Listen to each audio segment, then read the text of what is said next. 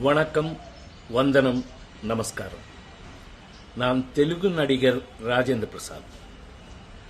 2 நாளுக்கு முன்னாடி இந்த ஊர்ல ஒரு ஃபங்க்ஷன் நடந்தது. அதுல பழைய நடிகர் காந்தாராவ் சார் அவார்டு எனக்கு கொடுத்தாங்க. அந்த ஃபங்க்ஷன்ல பேசும்போது நான் சும்மா அப்படி ஜாலியா பேசும்போது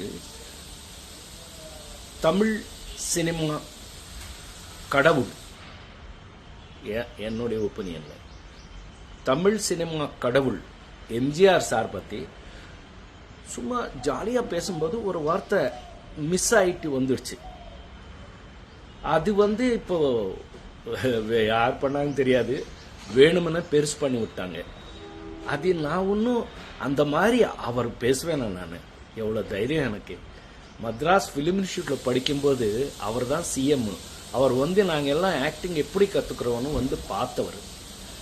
அவர் சொல்கிற அளவுக்கு நான் இல்லை.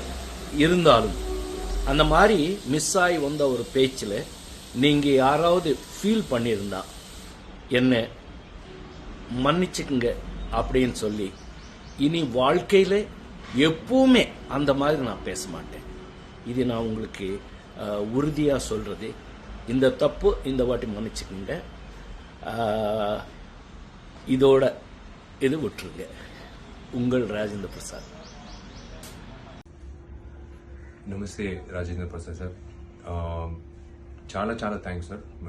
ఒక ముఖ్యమైన విషయం ఇది ఏమంటే, మీ వీడియో వచ్చిన తర్వాత ఎంజిఆర్ గారికి మీకే తెలుసు, చాలామంది మాలాంటి జనరేషన్ కాకుండా చాలామంది ఆయనతో ప్రయాణం చేసిన చాలామంది వచ్చి కొంచెం బాధపడారు.